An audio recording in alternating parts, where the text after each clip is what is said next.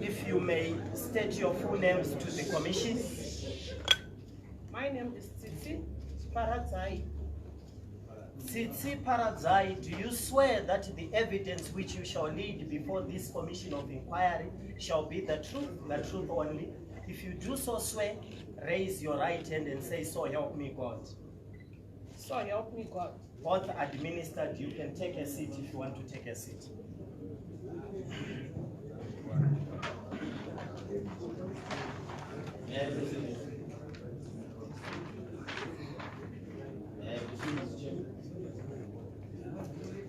Now, Tsitsi Paradzai, you hold the rank of superintendent in the Criminal Investigations Department of the Zimbabwe Republic Police. Yes, sir. You are in the Forensic Ballistics Department. Yes. What do you do in that department? I am the Superintendent Forensic Ballistics. I head the Forensic Department. I am the ballistics expert and currently working at the CID headquarters. For how long have you been in the ballistics department? I was transferred to this section in 2005. Since then, I've been in the CID Forensic Ballistics. Now, you've had occasion to examine a number of scenes and compiled a report that I've since submitted to the commissioners, whose copy you have. Yes, I admit. I would like you to please take us through your report that you've compiled, taking us through the scenes that you examined, your findings thereof, and anything else that you think might be relevant to this commission and this hearing. Thank you, sir. Through the chair, I wrote the report and directed it to my officer commanding crime, since it was a document for police. So I shall read it through as we follow. CID Forensic Ballistics is an expert section which works as an aid or a tool to the investigator. It stands as a support section to the organization, assisting in the criminal investigations, not only to the Zimbabwe Republic Police, but also to other sister organizations in Zimbabwe and in the region. According to the organization's set standards and procedures, all experts are called to a crime scene by the attending details when a circumstance calls for that. This, I quoted a book called Police Duties and Investigations Manual and gave you the page so that you can refer my statement from. In this matter, ballistics experts only attended to 2 places of occurrences related to the post-election violence, that is the Zimbabwe Congress of Trade Unions offices, Golon Building, Corner Jason Moyo Avenue and Harare Street. Okay, let me stop you there. As I've indicated to you, the commissioners do have your report. Now, I want you to now touch on those areas which you feel must be highlighted in that report, which must be heard by the commissioners. Starting with your findings at the city center car park. I have deliberately chosen the second area you visited because that is in the last inspection in local, the commissioners went to that place first.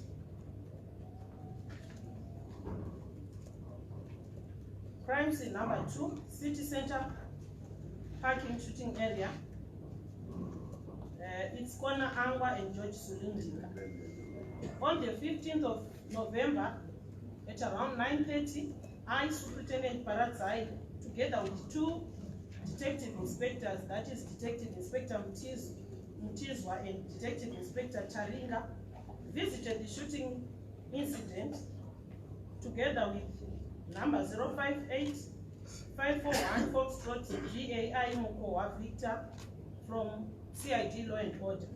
Upon arrival at the city center park, it was observed that normal operations had since resumed, an indication that the crime scene had been completely interfered with. To add more to this, I'm highlighting where the interference was. We noted the bullet holes,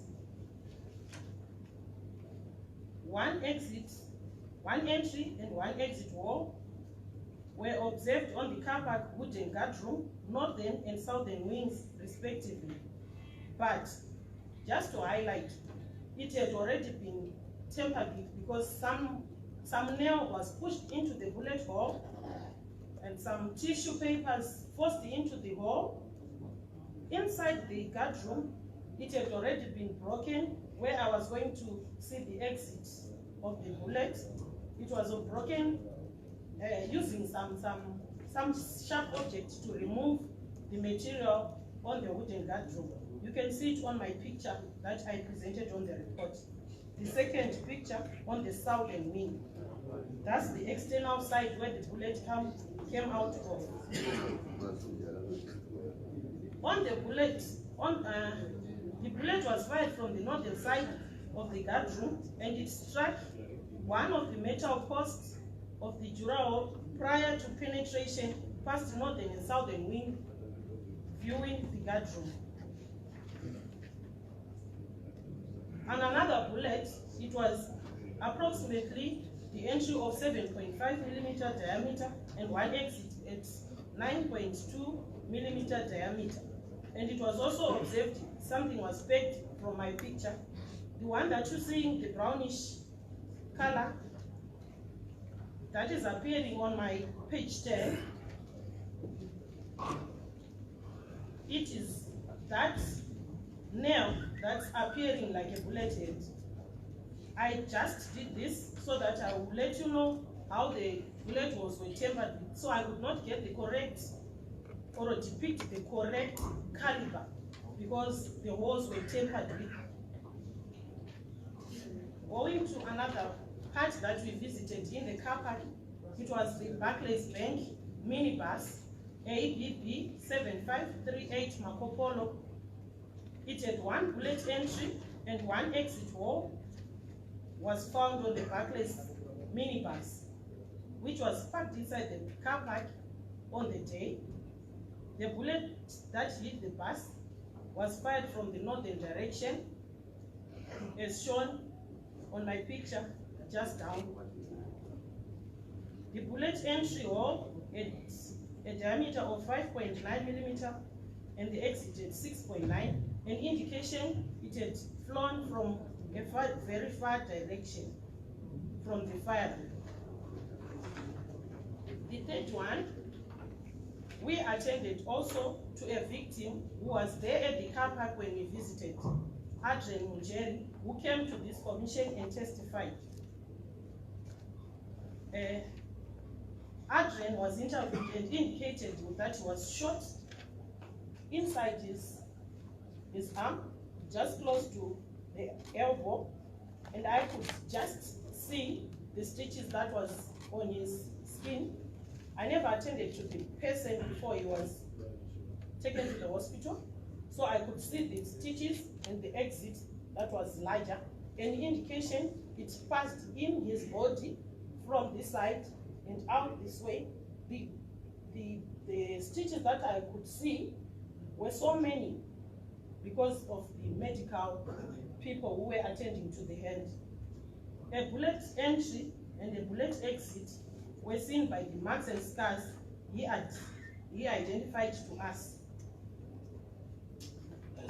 Still on Adrian, were you able to tell from your observations and from your interview with him whether this shot that hit him was fired from the front or from the back? As an expert, I just observed it must be, or it was, a bullet entry from its entrance and the outer side that it came out of. I could not ask him much because I'm not an investigator. So I just wanted to examine the bullet hole and its exit.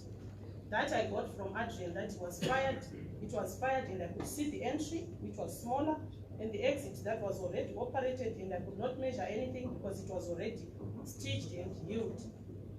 Thank you very much. May I proceed? The last one was a Mitsubishi commuter or minibus AAQ 0173. It was parked closer to the main post office, and the person who owns the combi was not even there, so I could not access the inside of the combi. One bullet mark on the windscreen was sighted. It was a shutter that was giving in, and we could not pick anything from there because the window did not shatter or produce any hole. But you could see that it was a blow that came from outside into the screen of the car. I think I'll go to my conclusion. Unless you want me to cover. Okay, before you go to your conclusion, now, your examination of these scenes that you've just referred to from that car park, are you able to tell the commission what sort of firearm was used to fire those? From my opinion, the weapons that were used were small arms, and I cannot depict the caliber because the bullets were tempered using certain.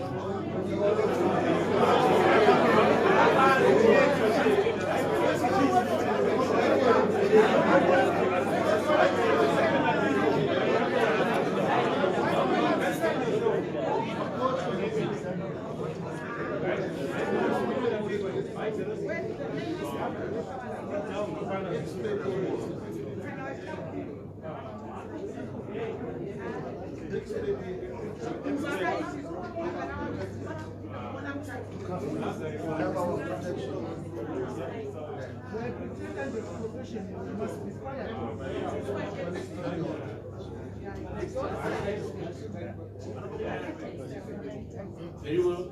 Superintendent, continue.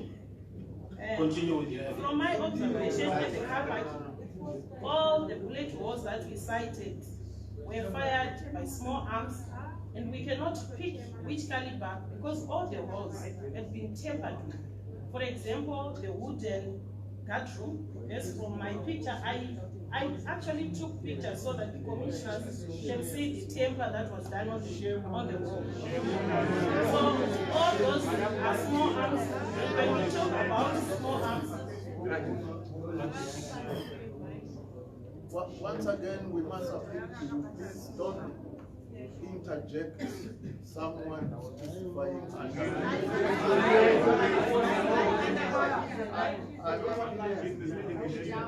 I am appealing to you because it is important. You are physically here, but there are many people who are watching this on television.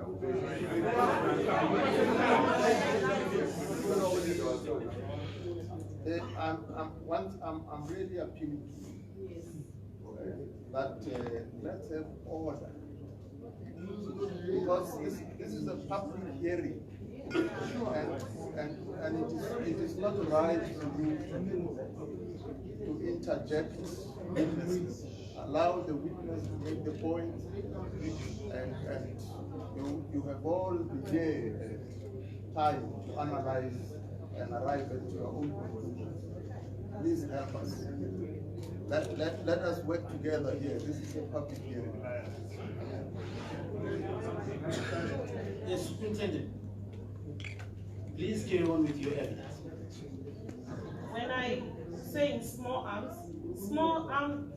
covers shotgun, rifles, small, all pistols, rifles, shotguns, revolvers, all of that are included when I'm saying small arms. I cannot go straight to which caliber it was because as I said earlier on, the car park, all the scenes that I attended at the car park, the walls were tampered with the bus. They had already cleaned the bus, tried to remove the bullet that was inside the seats, and even that the one that had passed into the bus, they had already done something on the walls.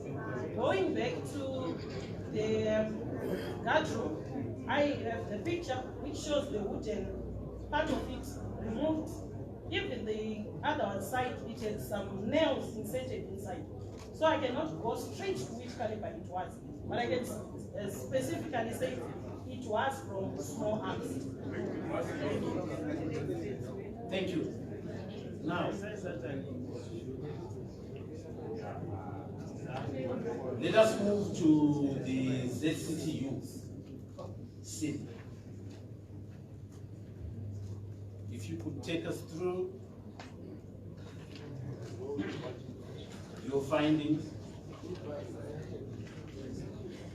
without fear. The ZCTU offices, we observed that on the third floor, 2 bullet holes, approximately 2.4 centimeters and 2.5 in diameter, 8.5 millimeter horizontal apart, 137 centimeters and 129 from the floor, respectively, were observed on one window pane facing Jason Moyo Avenue. Further examination of the walls showed that the bullets were fired from outside the building. Entrance walls were neater and clean cut. They tend to be smaller. Exit walls were larger and messy. They showed the circular structuring of the glass because the bullet came in from outside into the window and fell inside. Bullets are fired with a lot of force, and the force carries pieces of glasses through the wall and out other side. The glass fragments intended to stick on the exit wall, and I could see from my observation the glasses were shattered inside the building, showing the exit into the building on the glasses. And I observed the 2 walls, the 2 that had the circular fragmentation that was caused by the bullet holes. I indicated on my picture the first wall and the second wall. The second was second floor. 1 bullet was approximately 2.3 in diameter and 182 from the floor to where it came in was discovered on one window pane facing Jason Moyo Avenue. Further examination of the wall showed that the wall was fired from outside. 2 bullet entry walls and 2 exit walls were also located on the aluminium screen that we see on the picture as aluminium louvers that were just outside the building. I could not measure the 2 walls, but they are completely 2 shots that are smart and coming into the building. We could not measure those because we could not go outside the building or reach the surface we were, but we could see there were 2 shots fired from outside. The material of the louvers must be aluminium. Its entrance and exit is clearly seen because it came from the outside into the inside and leaving the material of the aluminium opening into the offices, showing its entry and exit. The position of the exit wall in relation to the entry walls showed that the bullets were fired from outside. It could not be measured due to its location. Lastly, that was observed was the ceiling that was concrete. It had an approximate 3 centimeters in diameter. The cement had came off and it was a circular fragment that had fallen into the office. From there, you could tell that the bullet that came in through the louver into the window also hit the ceiling and fell down. I think I'm done with Tsitsi. The 2 floors that we saw the bullet holes. Now, you also, maybe let me rephrase it. On the day the commission visited the ZCTU offices on Golden House, on the 2nd floor, a witness showed to the commissioners what appeared to non-expert eyes as a head of a bullet and 2 spent cartridges. Now you had occasion to examine those. Are you able to now tell this commission what your findings were? Thank you. As the police procedure, likewise the CGP had indicated earlier on that the cartridges were going to be given to the police officers and law and order would bring them to CID Ballistics. They were brought in by Detective Constable Vunduka. He brought what I will name A, the 2 by 7.62 by 39 spent cartridge cases. The other one I will name B, it was a steel core. Examination on Exhibit A, that's the spent cartridges, showed that there were 7.62 by 39 spent cartridge cases which were discharged by 2 different AK rifles. That chambers 7.62 by 39 live ammunition. Further examination of Exhibit A. Further examination of Exhibit A, meaning the spent cartridges, showed that they did not make any outstanding sin in the laboratory. To explain this, we keep cartridge cases that are brought to the lab without firearms matching on them for further examination so that we match the outstanding crime case to the incoming firearms, looking for the fire. To go on, examination of Exhibit B, that's the steel core that you saw from here, that was of different shape to the cartridge case,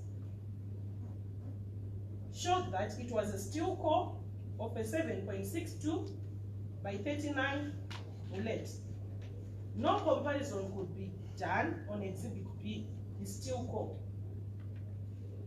This we could not put on the machine and examine which firearm would have fired the steel core because it had already left its jacket elsewhere. We only saw the steel core and we cannot put it on the machine. Going on, pertaining to, I'll stop there. That's all about the exhibits that were brought from the commission. I just want to, for continuity's sake, I just want you to carry on to that bit of your evidence that you just stopped short from giving, where you say pertaining to the crime scene number 2, Tsitsi Park. Just carry on and finish that, then I'll come back to what I want to ask. Pertaining to the crime scene number 2, City Center car park, nothing was picked from the crime scene by forensic ballistics expert. Since the scene had already been disturbed, we were told by the lady who works in the guardroom that they are always sweeping the guardroom and they did not find anything they feel important to give us. Even the minibus, the driver indicated he cleaned the bus and took everything out and washed it using a hose pipe, so we could not pick anything from the bus. Okay. Further, with my regards to this scene, no exhibits have been brought to forensic ballistics by any other station for forensic examination. Thank you, sir. Okay. Thank you very much. Now, I just want to take you back to your findings pertaining to the spent cartridges. On the day of the inspection in law, the commission was referred to a witness who then came to confirm his evidence here in this very room. This witness made indications.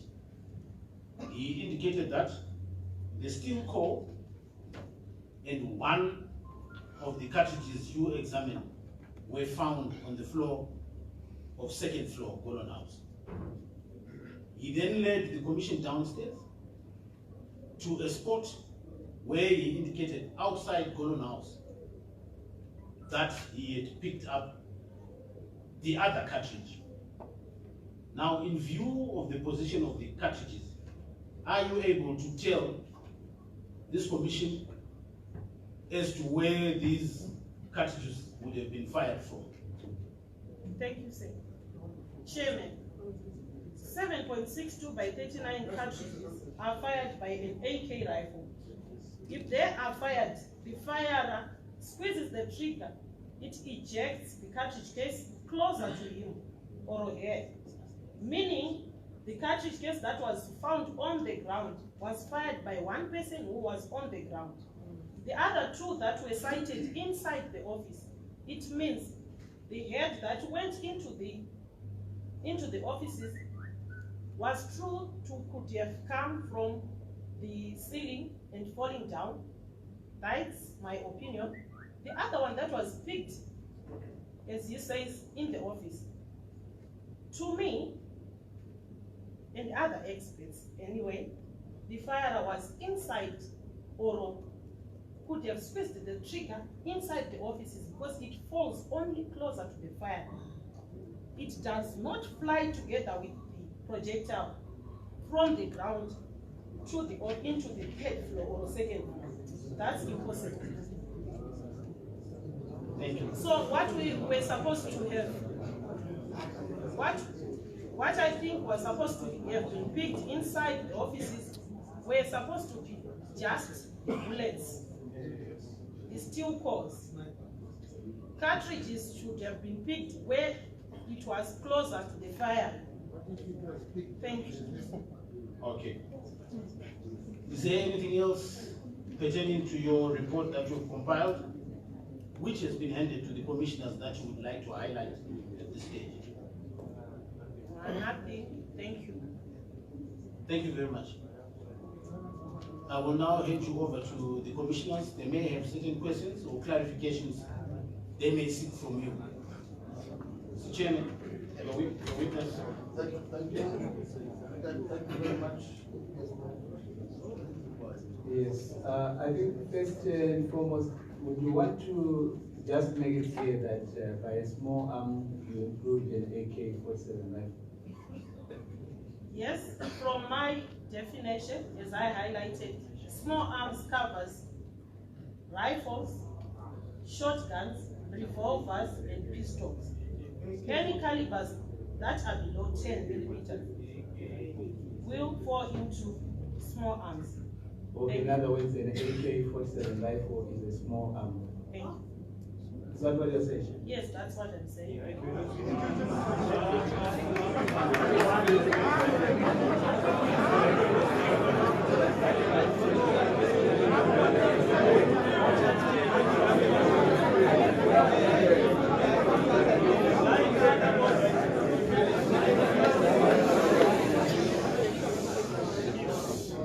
I think we were trying to clarify that point. I saw it created problems earlier on. So the question is clarified that a small arm includes an AK-47. The second question relates to what happened in the third floor university.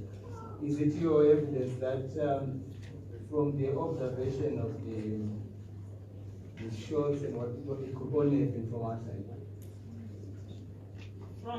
From the report and from your expert analysis? Yeah, I will take the person as, yes, the bullets were fired from outside into the building, passing through the louvers and the glass into the ceiling, then fell down on the floor.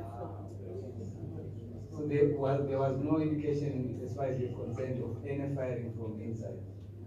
When we interviewed the people who attended us there, they indicated they never saw anyone inside the building.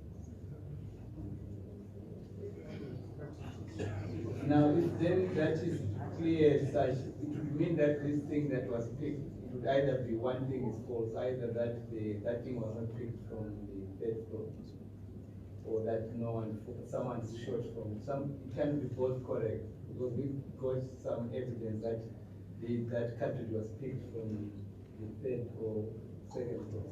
But you didn't notice any shooting from the second floor yourself. As I alluded earlier before, the shots that we observed were all fired from outside into the building. We never saw anything like a bullet hole that was fired from inside to outside.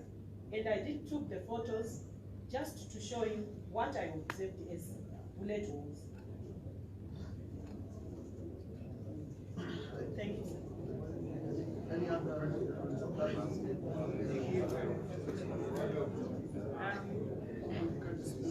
to make any findings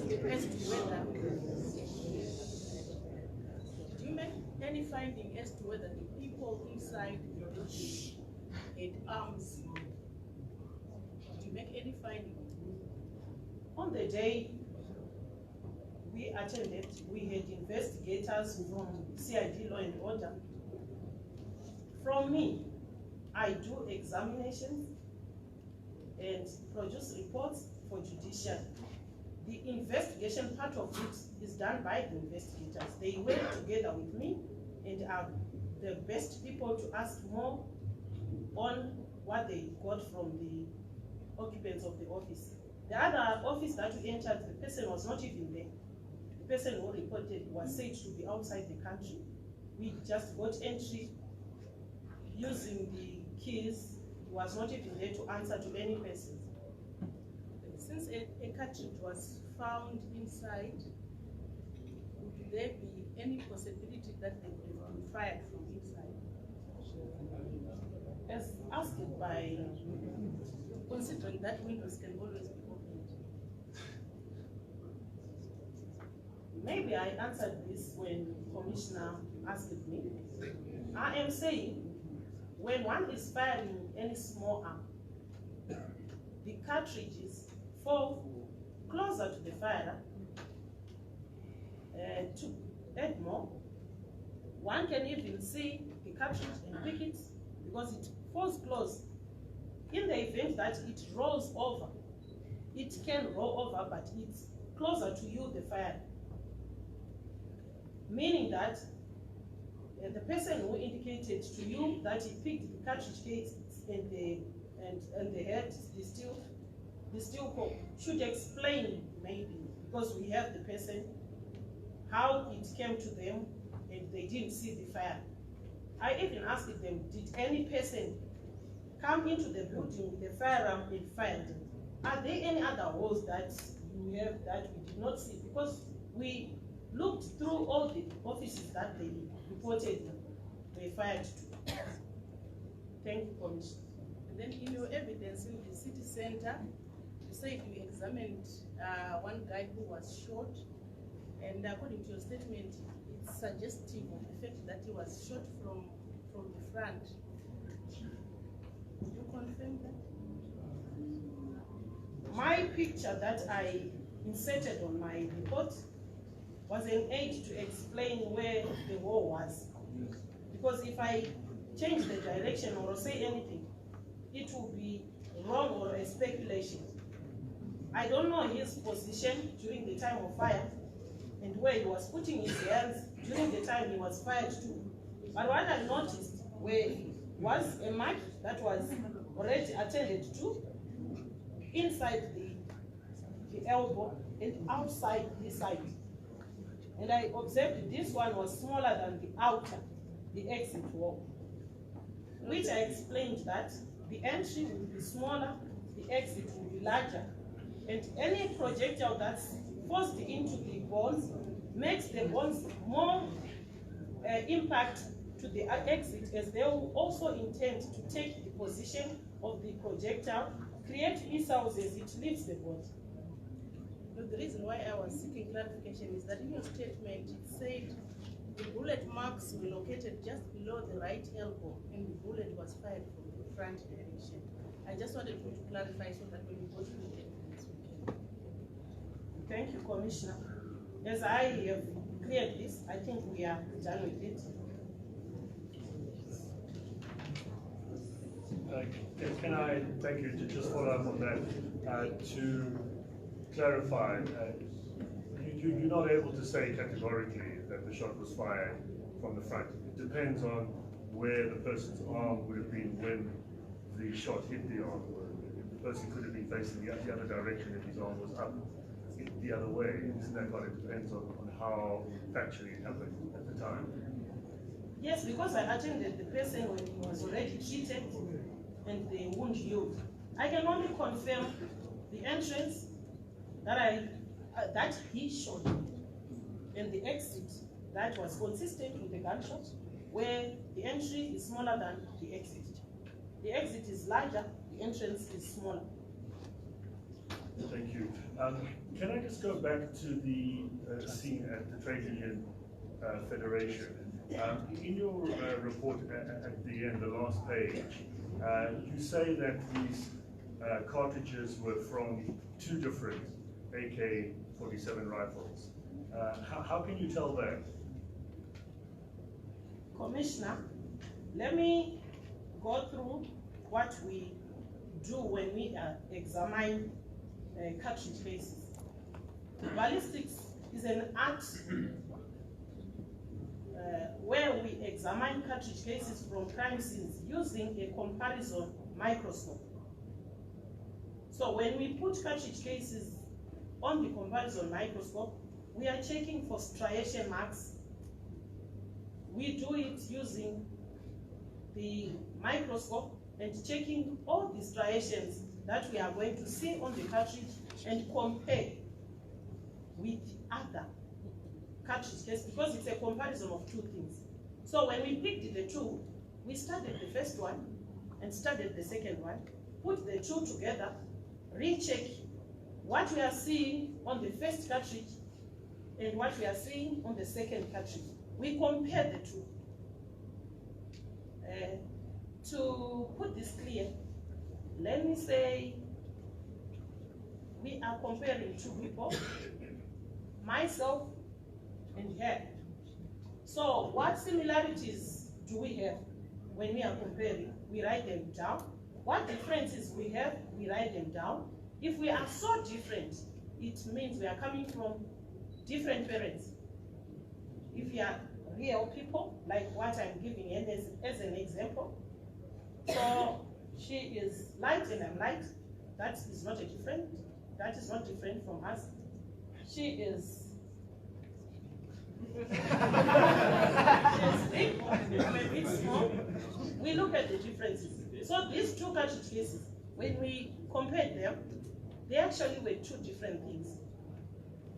So the one that was fired from the one that was picked on the ground had different striations from the one that was picked inside the offices, indicating there were two different weapons that were fired. We are an aid to the investigator.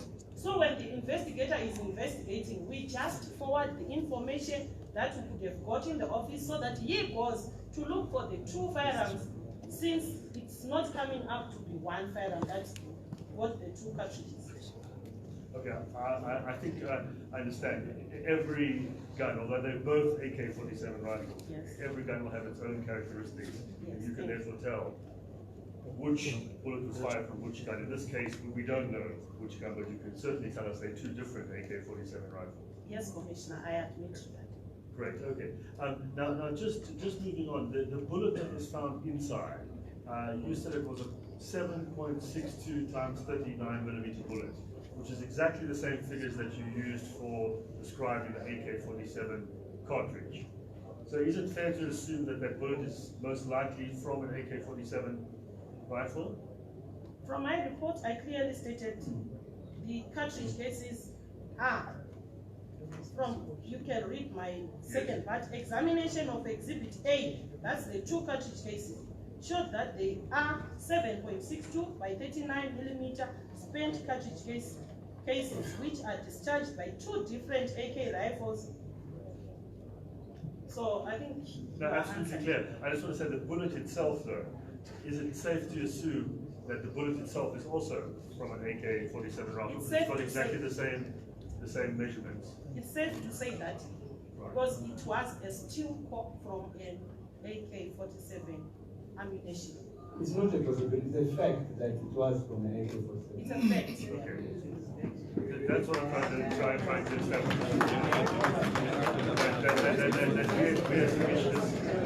That we as commissioners can rely on the fact that that bullet that was found in the office is an AK-47 bullet. Okay, thank you. Now, just working back from there then, is it your expert opinion that bullet must have been fired from the street at an angle, going through the window, into the ceiling, and then dropping down? Imaginary, as an expert, I have to look for a possibility where something is flying from and towards a target. So as an expert, I am just saying, from my imaginary point of view, the trajectory was from down into the louvers, through the windows, onto the ceiling, then down. And then just one further step, it might not be you that's got to do this, but maybe somebody else in the police. But we have seen a video talked about a lot of a soldier kneeling down and firing. In that same video, there's another soldier behind him who does have his gun up in the air, firing. And those people who were in the office have said to us that we should look at that video because they think it could be that soldier firing into the building at that trajectory going into the ceiling. Have you looked at that video to do a comparison as an expert? Thank you, Commissioner. To answer you back, as an expert, I don't work with videos, I'm sorry. I work with cartridges and firearms. If I speculate anything, that would be wrong. Well, we as the Commission will certainly look at the video and we'd be very much helped by any police analysis of it as well, to see if the two can be matched up. I appreciate that's not you, but somebody else in the police who's an expert in that. Thank you. Thank you very much for your answers. May I say that as commissioners, we look at the video. And the question he with my colleague was putting to you was a question arising from our observation of the videos. You as an expert don't need to look at the videos, but you are in a position to answer our questions from your expertise. My question relates to the car park wooden guard room. The car park wooden guard room. Do I understand your report to say that you were convinced that it was one bullet that made the two marks as A and B? I say this because with my inexpert eye, as a layperson, I was not convinced when I looked at them that the holes were parallel enough to justify the conclusion that it was one bullet. The impression I had was that the entry point of the bullet did not coincide properly with the exit point. So the possibility of two bullets having been fired there, did you consider that? Commissioner, on my observations, I had A, the bullet hole, the part I wrote A, and the other one that I wrote B, and I also had two pictures. What the other picture is indicating one bullet, the first picture, and the other one is indicating another entry and exit. So there are two walls. And also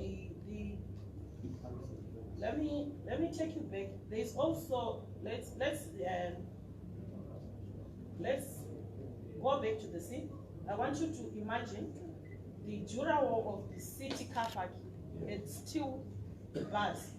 There's one that is coming through the steel bars into the guardrail. And there's the other one that is just below. We have two things. So there are two bullets? I suppose. Yes, thank you.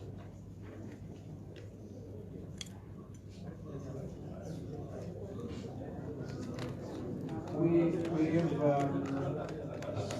post-mortem reports. Perhaps you might be able to explain to us from your expertise, which it applies, where the doctors describe what caused the death. I mean, the shots coming from high velocity projectile. Would you be able to explain to us what that would be from a ballistic framework? Commissioner, to explain about the velocity, in ballistics we classify weapons into three categories. We have the low velocity, the high velocity, and the hyper velocity.